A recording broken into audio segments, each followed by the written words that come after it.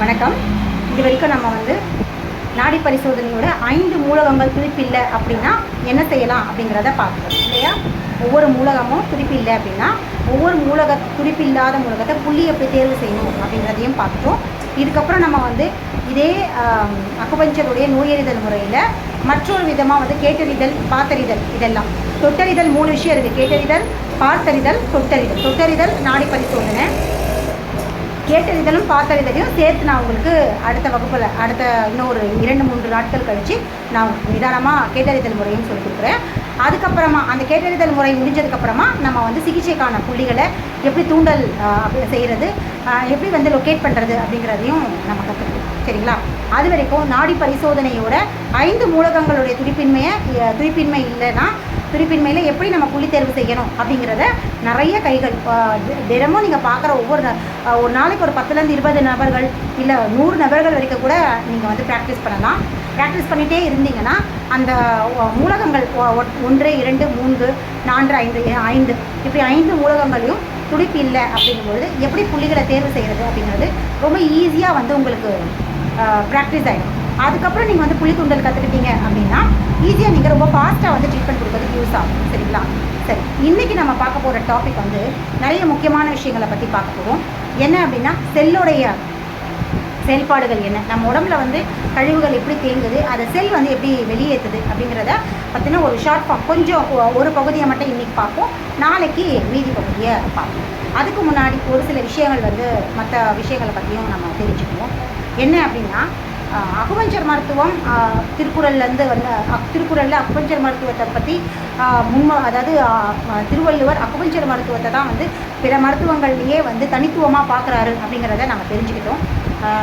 திருவள்ளுவர் காலத்தில் எத்தனையோ மருத்துவங்கள், எத்தனையோ விஷயங்கள், நோயறிதல் முறைகள், மருத்துவம் சம்மந்தப்பட்ட நோயறிதல் முறைகள் நிறைய இருந்தாலும் மருத்துவங்களும் மரபொழி மருத்துவங்கள் நிறைய இருந்தாலும் கூட அவர் தன்னுடைய வாழ்ந்த காலத்தில் தமிழகத்துடைய பாரம்பரிய மருத்துவமான சித்த மருத்துவத்தை கூட அவர் முன்வைக்காமல் அதை பரிந்துரைக்காமல் அக்குபஞ்சர் மருத்துவத்தோட தத்துவத்தை அவர் தன்னுடைய மருந்து அப்படின்ற அதிகாரத்திலையும் நோயறிதல் முறையில் நாடி பரிசோதனையையும் அவர் பரிந்துரைச்சிருக்கார். அப்படின்னா அந்த காலத்தில் அவருடைய வாழ்ந்த அந்த காலங்கள் 5000 வருஷத்துக்கு முன்னாடி அவருடைய காலங்களில் அக்குபஞ்சர் மருத்துவம் பரவலாக தமிழ்நாட்டில் பரவி இருந்ததும் சீனாவிலேருந்து இங்கே வந்திருக்கு அப்படிங்கிறது ஒரு எவிடன்ஸாகவும் இருக்குது. அது போக எல்லா விதமான நிலப்பகுதிகளுக்கும் ஏற்ற ஒரு மருத்துவமாக இந்த மருந்தில்லாத மருத்துவம் மிகச்சரியாக இருக்கும் அப்படிங்கிறத சொல்லியிருக்காரு. இன்னொரு முக்கியமான விஷயத்தை நம்ம இங்கே என்ன தெரிஞ்சுக்கலாம் அப்படின்னு பார்த்தீங்கன்னா அக்குபஞ்சர் மருத்துவம் ஆண்டன் ஜெயசூர்யா வழியாக தான் ஸ்ரீலங்காவிலேருந்து தான் இந்தியா தமிழகத்துக்கு வந்திருக்கு அப்படிங்கிறதும், நார்த்து சைடில் பாசு அப்படிங்கிறவரால் அவர் தான் பிகே பாசு தான் நார்த் சைடில் அக்குபஞ்சர் மருத்துவத்தை அறிமுகப்படுத்துகிறதாகவும், அவர் ஒரு ஆங்கில மருத்துவர், இவரும் ஆங்கில மருத்துவர் தான். 2 பேரும் நார்த் சைடில் பிகே பாசுவும், சவுத்தில் பார்த்தீங்கன்னா ஆண்டன் ஜெயசூர்யா தான் அக்குபஞ்சரை கொண்டு வந்ததாகவும், அது போக இன்னும் நிறைய பேர் 2 பேருடைய ஃபாலோயர்ஸும் வெறும் வலி நிவாரணி மட்டும்தான், வெறும் ஏதோ தற்காலிக வலி நிவாரணியாக மட்டும்தான் இதை பயன்படுத்தினாங்க. இந்த மருத்துவத்தை பரவலாக மக்களுக்கு கொண்டு போய் சேர்த்தாங்க.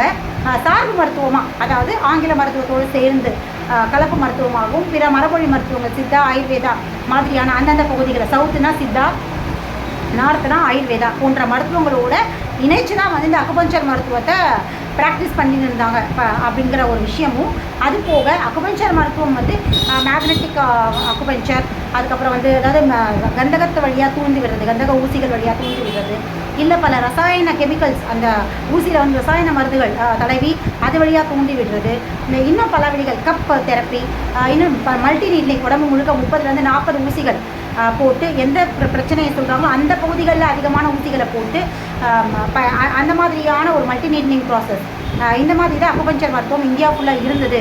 அப்போ தான் அந்த பீரியட் தான் அக்குபஞ்சர் இந்தியாவுக்குள்ளே நுழைஞ்சிது அப்படின்ற ஒரு வரலாற்று சான்றுகள் இருக்கிறதா சொல்கிறாங்க. ஆனால் இதற்கெல்லாம் முன்னாடியே அக்குபஞ்சர் மருத்துவம் 5000 வருடத்துலேருந்து 2500 வருடங்கள் வரைக்கும் அக்குபஞ்சர் மருத்துவம் இந்தியாவில் சீனாவிலேருந்து கொஞ்சம் கொஞ்சமாக நார்த் வழியாக தமிழகம் வரைக்கும் ட்ராவல் ஆகிருக்கிற எவிடன்ஸ் தான் நமக்கு திருக்குறள் வழியாக அறியப்படுது. அப்போ இதுலேருந்து அக்குபஞ்சர் மருத்துவம் ஆண்டன் ஜெயசூர்யா போல பிகே பாசு இவங்க 2 பேரும் இந்தியாவுக்குள்ளே கொண்டு வரல. இதற்கு முன்னாடியே திருவள்ளுவர் காலங்களில் புழக்கத்தில் இருந்தப்போ அதுக்கும் முன்னாடி அக்குபஞ்சர் மருத்துவம் இந்தியா முழுக்கவுமே பரவலாக வந்து பயன்பாட்டில் இருந்திருக்கு அப்படிங்கிறத மிக நல்லா நமக்கு வந்து திருக்குறள் வழியாக அறியப்படுது. ஏன்னா உலகம் முழுவதுமே இருக்கிற தொல் மருத்துவங்கள்லேயே மருந்து இல்லாத ஒரே ஒரு மருத்துவம் அக்குபஞ்சர் மட்டும்தான். நீங்கள் கேட்கலாம், இன்னொரு கேள்வி கேட்கலாம், வர்மா கலையும் வந்து அக்குபஞ்சர் மருத்துவம், அது மருந்து இல்லாத மருத்துவம் தானே மேடம், அதை நீங்கள் வந்து சொல்லலையே, அதை கூட சொல்லியிருக்கலாம் இல்லையா திருவள்ளுவர். ஆனால் வர்மா பரிபூரண சிகிச்சை முறை கிடையாது. அது ஒருவித நரம்புகளை வந்து சரிப்படுத்துறது, எலும்புகளை வந்து இணைக்கிறது மாதிரியான நரம்பு பிரச்சனைகள் சார்ந்த இந்த கை கால் மூட்டு அது மட்டும்தான் அதில் வந்து சரியாகுமே ஒழிய அது கம்ப்ளீட் மெடிக்கல் ட்ரீட்மெண்ட் கிடையாது. அதில் பிற மருத்துவங்கள், அதாவது பிற பிரச்சனைகள், உடம்போடைய கழிவு தேக்க தத்துவம், கழிவு நீக்க தத்துவம், பஞ்சபூத தத்துவம், கருவுறு தத்துவம் மாதிரியான உடல் இயற்கையை பரிபூர்ணமாக அறிவுறுத்துகிற எந்த விதமான தத்துவங்களும் அதில் கிடையாது. அது கை பிடிச்சிட்ருக்கு, இல்லை சுளுக்கு பிடிச்சிருக்கு, நரம்புகளை நீவி விடுறது, நரம்புகள் மாதிரி சரிப்படுத்துறது மாதிரியான ஒரு சில விஷயங்கள் மட்டும்தான் அதில் சரியாகும். அதுவுமே அடிப்படையாக வர்மக்கலை அப்படிங்கிறது அந்த வர்மா அப்படிங்கிற சண்டை முறையில் ஏற்பட்டிருக்க நரம்பு பிடித்தத்தை அதை தான் வந்து முழுமையாக சரிப்படுத்தவே ஒழிய மற்றபடி முழுமையான கையில் இருக்கிற பிரச்சனையோ இல்லை நரம்பு சார்ந்த பிரச்சனையோ முழுமையாக தீர்க்கக்கூடியது கிடையாது. இப்போ ஏன் அப்படின்னா, இப்போ கையில் ஏற்பட்டிருக்கு ஒரு பிரச்சனை, கை பிடிச்சிருக்கு, கை வீங்கிருக்கு, ஷோல்டர் இறங்கியிருக்கு, இல்லை நரம்பு சுற்றிக்கிட்டு இருக்கு, இந்த மாதிரியான பிரச்சனைகளுக்கான அடிப்படை காரணம் அங்கே அந்த வெளிப்படுற இடம் கிடையாது. அது சார்ந்த உள்ளுறுப்புகளில் ஏற்பட்டிருக்க இயக்க குறைபாடு தான் வெளிப்படுற இடமாக தான் வந்து அந்த கை பிடித்தம், கை வீக்கம், கையை தூக்க முடியல, ஷோல்டர் இறக்கம், ஷோல்டர் வீக்கம், கழுத்து பின்னும் கழுத்து வலி ஏற்பட்டிருக்கு, ஸ்பைனல் கார்டில் வலி இருக்குது, இடுப்பு பிடிச்சிருக்கு, நரம்புகள் முறுக்கிட்டு இருக்கு, நரம்புகள் சுற்றிக்கிட்டு இருக்கு, ரிஸ்ட் வலிக்குது, விரல் வீக்கமாக இருக்குது, திடீர்னு விரல் காரணமே இல்லாமல் வீக்கமாக இருக்குது, கை முழங்கை திடீர்னு வீக்கமாக இருக்குது. இது எல்லா விதமான பிரச்சனைகளுக்கும் காரணம் வெளிப்படுற கையோ காலோ கிடையாது.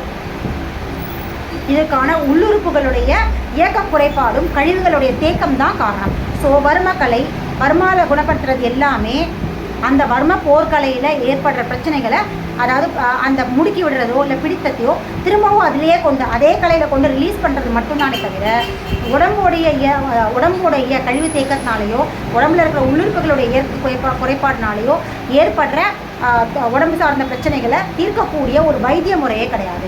வர்ம கலை தானே தவிர அது வைத்திய முறை கிடையாது, வைத்தியக்கலை கிடையாது, மருத்துவ கலை கிடையாது. அது அந்த போர் முறையில் ஏற்பட டிஸ்டர்பன்ஸை அது நீவி சரிப்படுத்துகிற அதுக்கான ஒரு பர்டிகுலர் கலையை தவிர இதை வந்து மருத்துவம் அப்படி வர்மக்கலை நோய் தீர்க்கும் வைத்திய முறையாக இருந்தால் கேரளத்தை ஆயுர்வேதா பயன்படுத்த வேண்டிய அவசியமே இல்லை இல்லையா? கேரளத்தை வர்மக்கலையை வந்து நோய் தீர்க்கும் ஒரு வைத்திய முறையாக எந்த மருத்துவருமே முன்வைக்கலையே. மோகனன் இருக்கார் பார்த்தீங்களா, வைத்தியர் மோகனன், அவர் கூட வர்மக்கலையை எங்கேயுமே பிரபகண்டா பண்ணலையே, அதை பற்றின பிரச்சாரம் பண்ணலையே. ஆயுர்வேதத்தில் இருக்கிற மருந்துகளை தான் வந்து அவர் அதை பற்றின வைத்திய முறையை பற்றி தான் பேசுகிறாரே ஒழிய வர்மக்கலையை எந்த விதமான கேரள வைத்தியர்களும் முன்வைக்கவே இல்லை. அது ஒரு வைத்திய முறையாகவே அவங்க சொல்லவே இல்லை. ஸோ மருந்தில்லா மருத்துவம் அப்படின்னா அக்குபஞ்சர் மட்டும்தான் திருவள்ளுவர் அன்னைக்கு அந்த உலகம் முழுதுமே இருக்கிற மருத்துவ முறைகள் தொல் மருத்துவங்கள்லேயே அக்குபஞ்சர் மருத்துவம் மட்டும்தான் மருந்தே இல்லாத மருத்துவம் அப்படிங்கிறத உலகம் முழுதுமே இருக்கிற எல்லாருக்குமே தெரியும். இது WHO முன் வச்சிருக்க 96 மரபொழி மருத்துவங்கள்லேயும் எந்த மருத்துவமும் மருந்து இல்லாமல் இல்லவே இல்லை.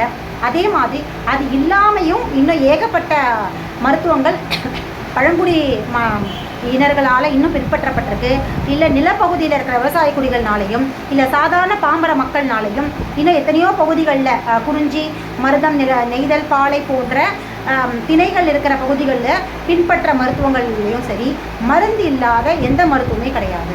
உலகம் முழுவதிலையும் இருக்கிற ஒரே ஒரு மருத்துவம் மட்டும்தான் மருந்தில்லாத மருத்துவம், அது அக்குபஞ்சர் மட்டும்தான். ஸோ திருவள்ளுவர் சொல்கிற மருந்தென வேண்டாவாம் யாக்கை அப்படிங்கிற மருந்து தேவையில்லை அப்படின்னு சொல்கிற கான்செப்ட் வந்து அக்குபஞ்சர் மருத்துவம் தான். ஸோ திருவள்ளுவர் 5000 வருஷத்துக்கு முன்னாடியே பயன்பாட்டில் இருந்த, தமிழகத்தில் பயன்பாட்டில் இருந்த, இந்தியா முழுக்கவும் பயன்பாட்டில் இருந்த, உலகத்தில் அங்கங்கே பயன்பாட்டில் இருந்த அக்குபஞ்சர் மருத்துவத்தை தான் வந்து மிகச்சிறந்த மருத்துவமாக, உடல் அறிவியலுக்கு தோதான மருத்துவமாக, உடல் இயற்கையை உணர்த்துகிற ஒரு மருத்துவமாக வந்து அவர் வந்து பரிந்துரைக்கிறார் அப்படிங்கிறது தெளிவாக நமக்கு விளங்குது.